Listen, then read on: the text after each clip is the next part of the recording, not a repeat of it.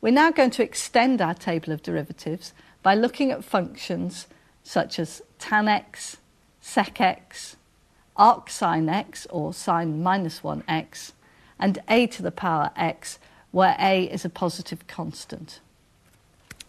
Let's start with the table with our function f of x and our derivative,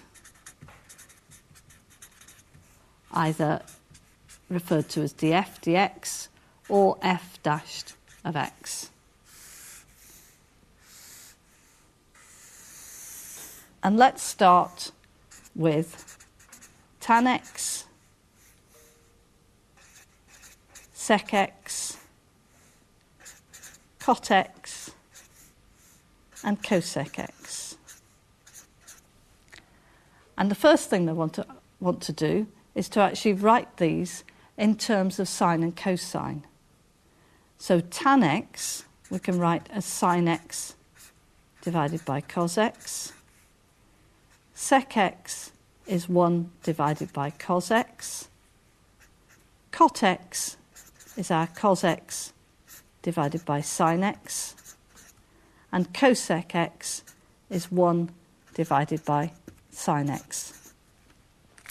So let's have a look now at finding the derivatives of some of these. Let's start with tan x. Y equals tan x. Now, we've already written tan x in terms of sine and cosine. So let's write it as sine x divided by cosine x. And this is as if we had u and v, where u is a function of x and v is a function of x. So we have a quotient. So we're going to use our rule for differentiating quotients. So dy by dx equals v times du by dx minus u times dv by dx, all divided by v squared. So in this case, our u equals sine x. So du by dx equals cos x. Our v is cos x. So dv by dx equals minus sine x. Let's substitute now into our derivative. Dy by dx is equal to v, which is cos x, multiplied by du by dx, which is cos x, minus u, which is sine x, multiplied by dv by dx, which is minus sine x, all divided by v squared. V is cos x, so squared is cos squared x. So we have cos squared x minus times a minus gives us positive sine squared x divided by cos squared x. Now, one of our trigonometric identities is cos squared x plus sine squared x equals 1. So we can substitute 1 divided by cos squared x, which is the same as sec squared x. So our derivative of tan x is sec squared x. Let's have a look at another example. This time y equals sec x. And again, we'll write sec x in terms of sine and cosine, which is 1 over cos x. And again, we have our quotient, u over v. So our dy by dx equals v times du by dx minus u times dv by dx, all divided by v squared. So in this case, our u equals 1. so our du by dx is 0. Our v equals cos x, so our dv by dx equals minus sine x. So our derivative, dy by dx, is equal to v, so that's cos x, multiplied by du by dx, which is 0, minus u, which is 1, times dv by dx, which is minus sine x, all divided by v squared, which is cos squared x. So we have 0 minus minus, so that becomes positive, 1 lot of sine x, so we have sine x, divided by cos squared x. And we can write this as 1 over cos x multiplied by sine x over cos x, which is sec x tan x. So our derivative of sec x is sec x tan x. Let's put those in our table. So our derivative of tan x is sec squared x. Our derivative of sec x is sec x tan x. And in a similar way, our derivative of cot x will be minus cosec squared x, and the derivative of cosec x is minus cosec x cot x. Now we're going to extend this further to look at what happens when we have tan of mx, and the sec of mx, the cot of mx, and the cosec of mx. Let's have a look at the calculation.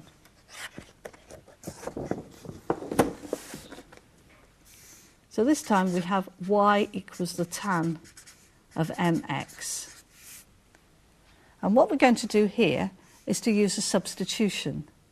So u, we're going to substitute instead of mx. So our y is equal to tan u.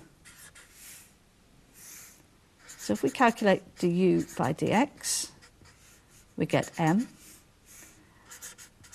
And if we find the derivative of y with respect to u, well, we've just learnt how to do that.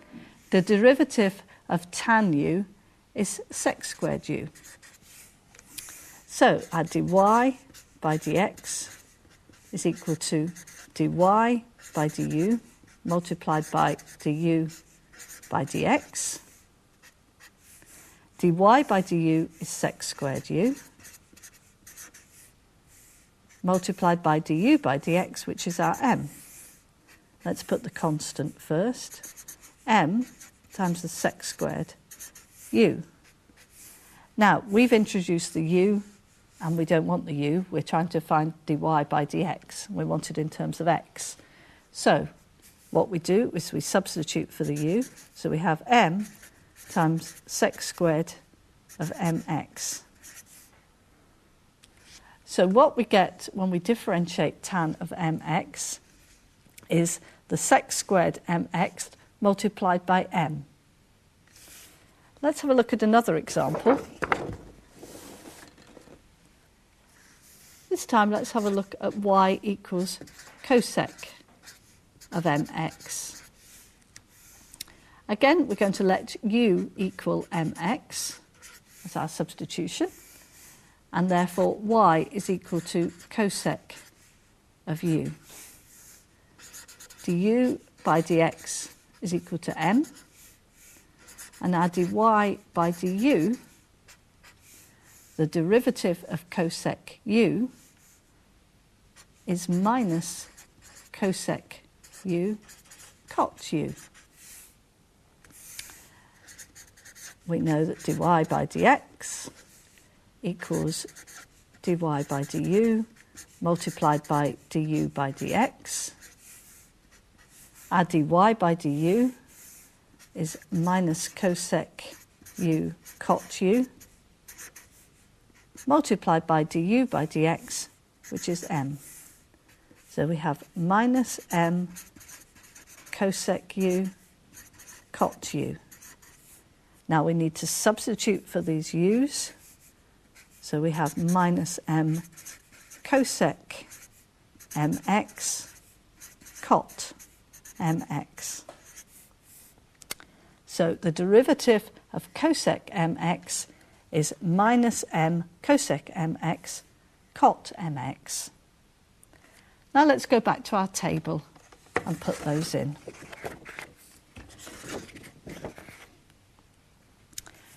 So we found that the derivative of tan of mx is m sec squared mx. The derivative of sec mx is m times the sec of mx times the tan of mx. And in a similar way, we would find that the cot of mx is minus m times the cosec squared mx, and cosec mx, the derivative is minus m times cosec mx cot mx. Okay, we're going to extend our table further. Let's find a clean page. Let's just rewrite our headings, our function f of x, and our derivative df dx, or f dashed of x.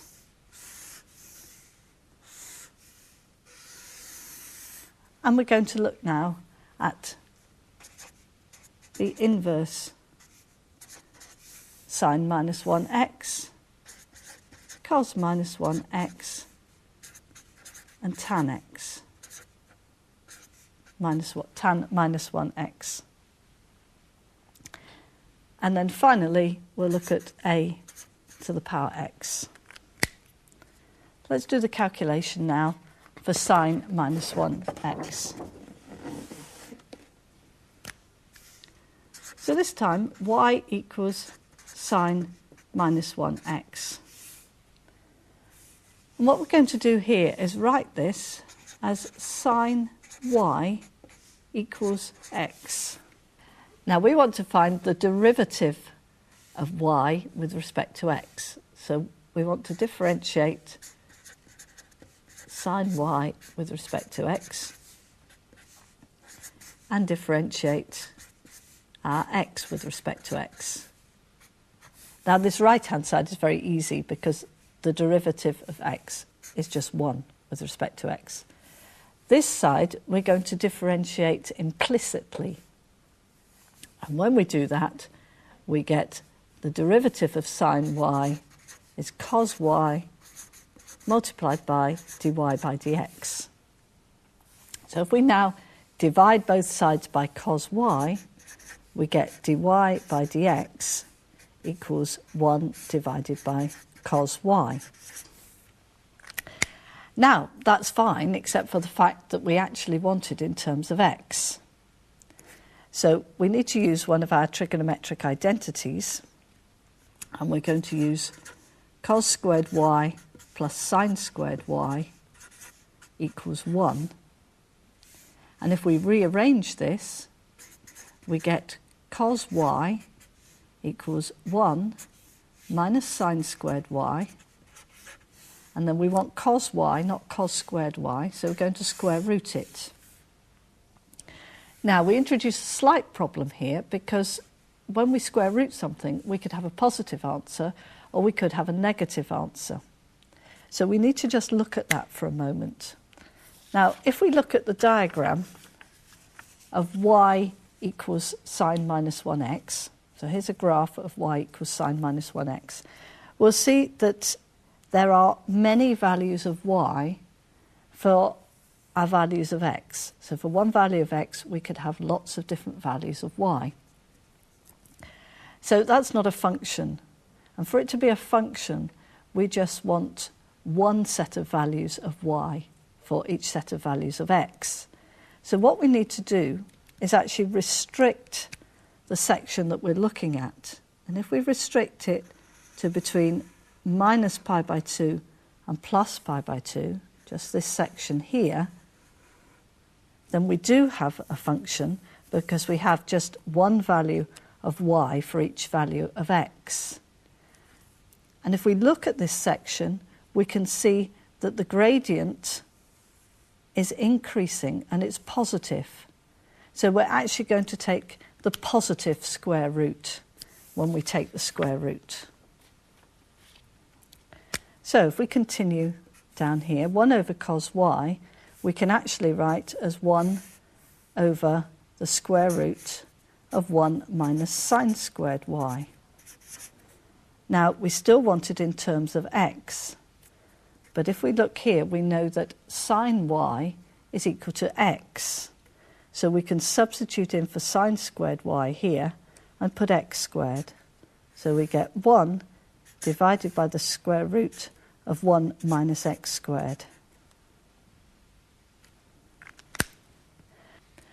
Y equals cos minus 1x can be done in a similar way and is left as an exercise. But note there that when you look at the square root, you'd have to take a negative square root rather than a positive one.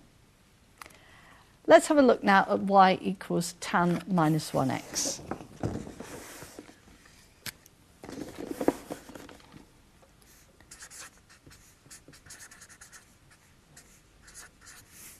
In the same way, we're going to write tan y is equal to x, and again take the derivative of each side with respect to x.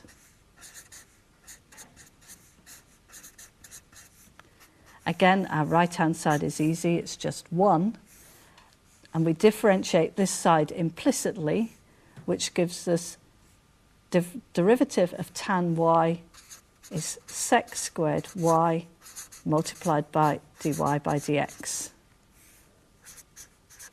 So if we now divide both sides by sec squared y, we get 1 divided by sec squared y. Now, in a similar way to before, we need to use a trigonometric identity, and we need to use the one where sec squared y equals 1 plus tan squared y.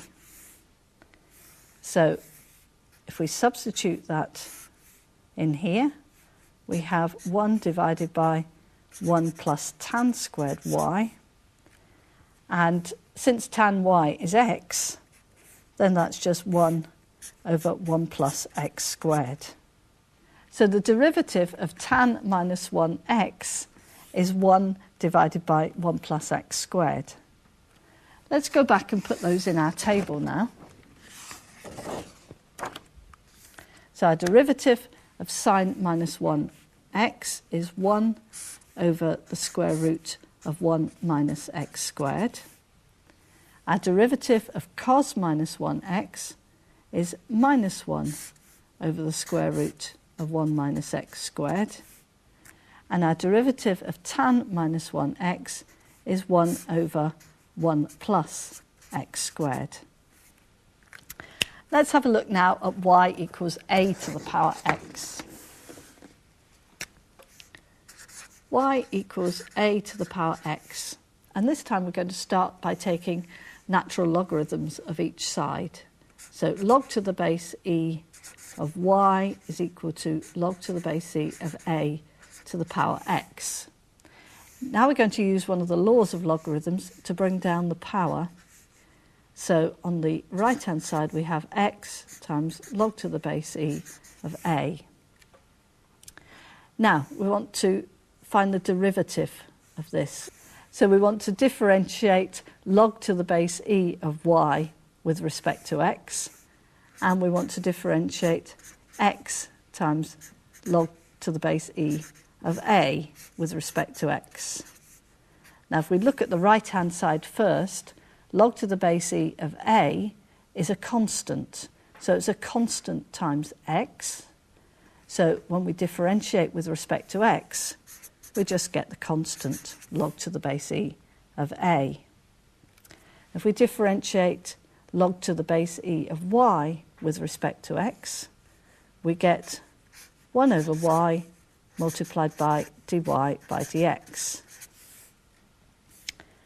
So dy by dx is going to be equal to, now to get, this side has been divided by y, so we want to multiply both sides by y.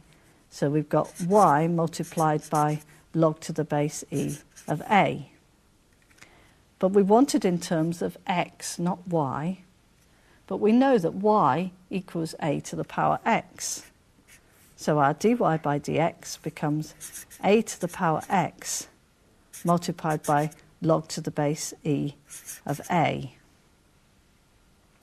Now, it's interesting to note here that actually if the constant a is equal to 2.71 and so on, that's the value of e, then what we have is y equals e to the power x, and our dy by dx is equal to a to the power x, well that's e to the power x, multiplied by log to the base e of a, which in this case is e, and log to the base e of e is 1.